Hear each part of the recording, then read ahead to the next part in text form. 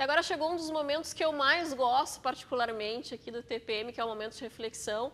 E hoje eu recebo novamente o pastor Graça. Tudo bem, pastor? Tudo bem. Para falar sobre essa questão do perdão, né?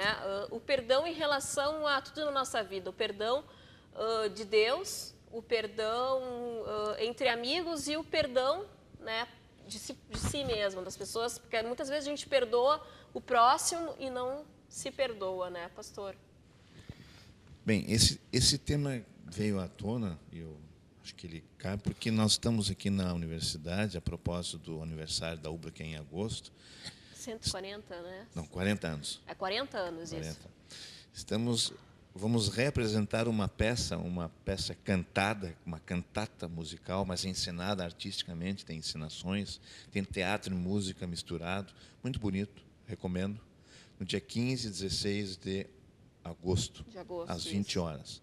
E a propósito dessa parábola, dessa história de Jesus que vai ser ensinada, ou vai ser encenada, melhor dito, é que eu cheguei a esse tema, que eu estou refletindo sobre isso, estou pensando sobre isso em função de oportunidades que eu tenho para falar.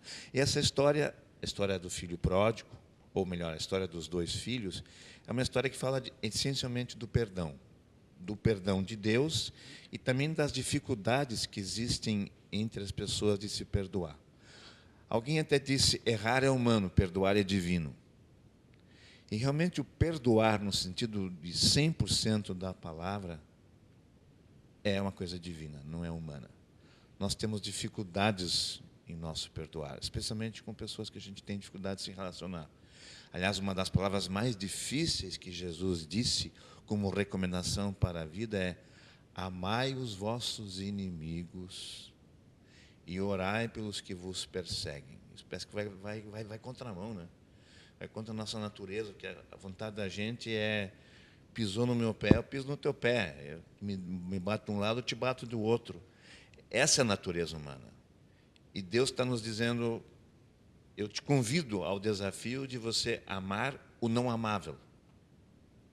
Amai os vossos inimigos. Que é o mais difícil, porque é fácil a gente amar quem nos trata bem, quem nos ama, quem deseja o bem, né? Certo. O difícil é amar e conviver, principalmente, com quem a gente não tem afinidade, com quem a gente não se sente bem ao lado. E que não gosta da gente. Que não gosta da gente, né? Porque é difícil uma unanimidade, Exato. por exemplo, assim, alguém que seja totalmente amado, né? E que bom, porque significa que a gente tem alguma opinião formada, né? Sim.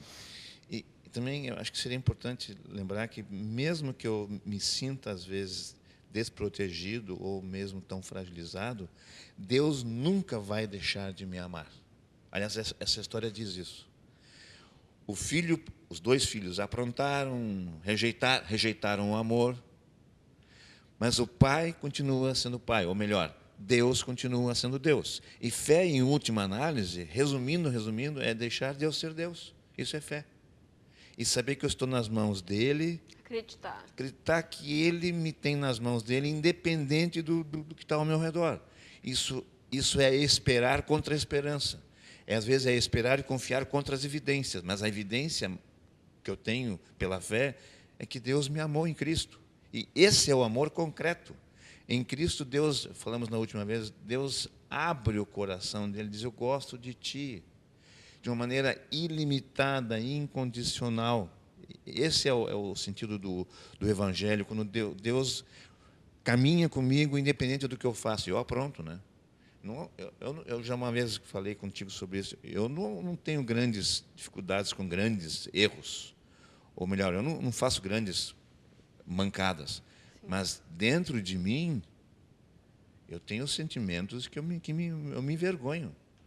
Eu não sou alguém que... Porque somos humanos. Somos humanos, né, aliás, somos humanos. E errar é humano. Errar não só em atos, como também errar em pensamentos. Eu nunca matei ninguém, mas já tive vontade de esgoelar alguns, né? Esse que é o...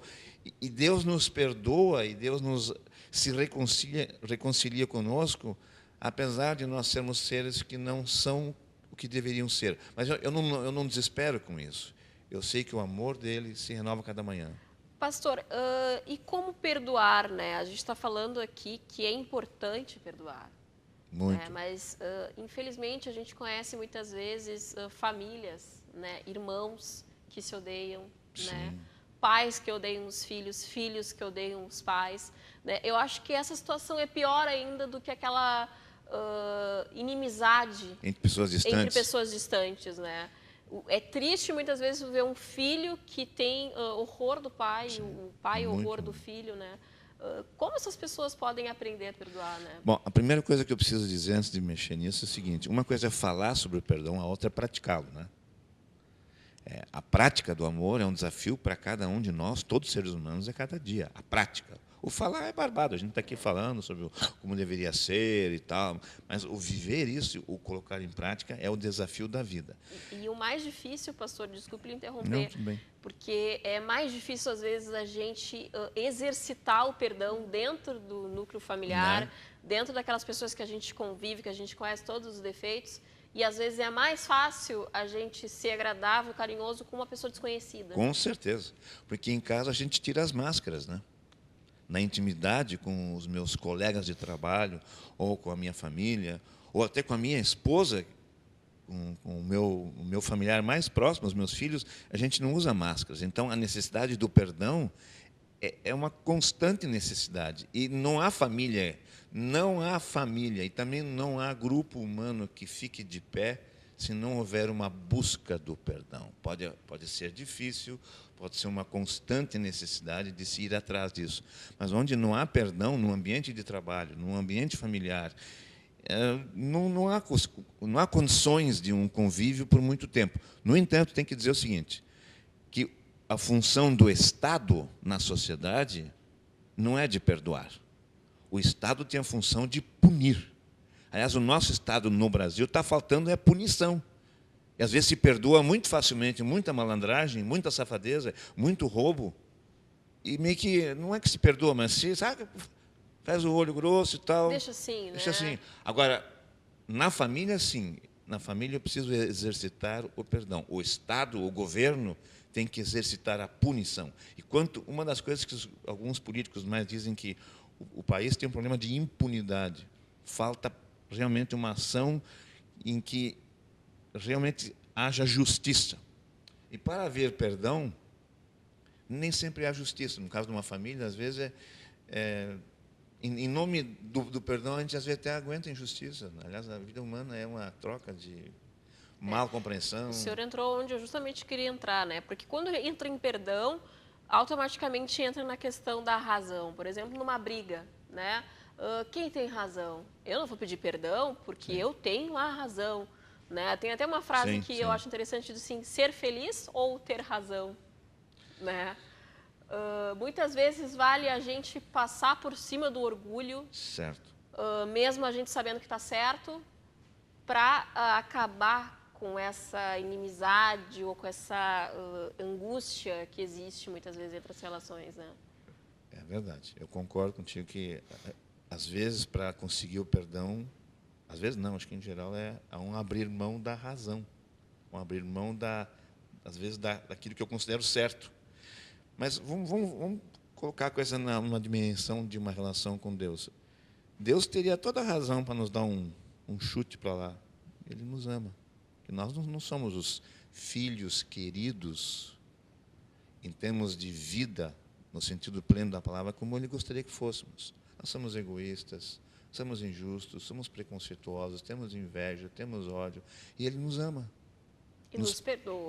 E nos perdoa. O que é uma missa ou um culto numa igreja? É a festa do perdão de Deus. A missa e o culto é a festa em que os cristãos, ou os filhos de Deus, se reúnem não para cumprir rituais ou fazer cerimônias com as quais eles acalmam Deus na sua ira. Não.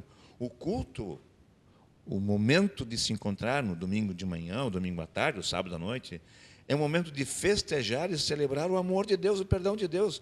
Aliás, a gente, no Pai Nosso, diz, perdoa-nos as nossas dívidas, assim como nós perdoamos aos nossos. Então, eu recebo e passo adiante. Isso vale para a minha relação na minha casa, no meu trabalho, enfim, com os meus amigos. Esse é o desafio da vida, essa é a doçura da vida.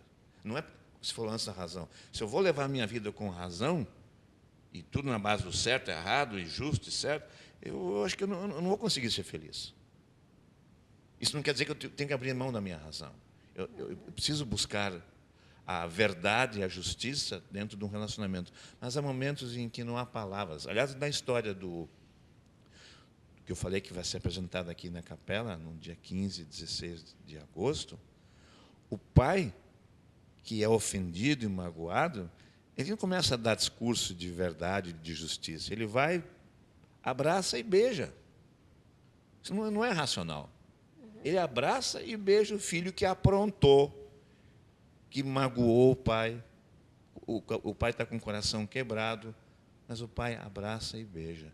E nós temos que ser imitadores. Eu disse temos que, parece que sou assim como lei. Não, esse é o desafio da vida.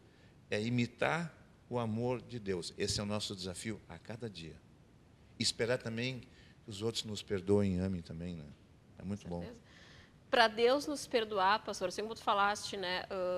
A gente sempre pede, assim como no Pai Nosso, perdoai as nossas ofensas. Quando a gente pede perdão para Deus, antes de pedir perdão, eu preciso me perdoar. Porque muitas pessoas agem, sabem que está errado, Deus me perdoa, comete o mesmo erro.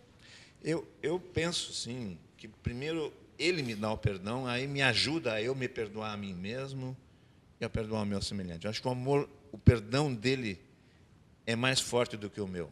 Aliás, nós temos dificuldade de nos perdoar. Tem gente que passa a vida toda se culpando, se martirizando, se machucando, se corroendo com coisas que não foram bem resolvidas. E aí gera problemas, angústias, depressão. Exatamente, depressão. Agora, se eu sei que Deus me ama, por mais simplório que isso possa parecer, isso pode parecer infantil. Aliás, as grandes verdades são simples. Que Deus me ama é uma verdade simplérrima, mas é a verdade que talvez mais preenche o vazio do meu ser. Deus me ama como ninguém me amou. Aliás, a Bíblia diz que Deus não tem amor, Ele é amor. Ou Ele é perdão. E Jesus, aliás, tem uma cena de Jesus com a mulher adúltera, todos estavam com pedra na mão para jogar na mulher. E Jesus disse, quem tiver sem pecado, tira a primeira pedra. E aí a mulher disse, não vai me condenar? Eu disse, não, começa a tua vida de novo. A restauração, a reconciliação, o perdão, é a essência da mensagem cristã ao mundo. Isso vale para todos, independente de cor, raça, enfim. Essa é a dimensão universal do perdão. O perdão é para todos. Não tem nenhum que é melhor e merece mais. É para todos. Então, antes de atirar a primeira pedra, antes da gente julgar o próximo e deixar de perdoar o próximo por alguma coisa, é importante olhar para a sua vida, né, pastor? Assim como Jesus falou, né? E ver quem não tiver defeitos, quem não tiver pecados, que atire a primeira pedra. E aí ninguém vai atirar, se for honesto, a não ser que seja alguém que não está enxergando.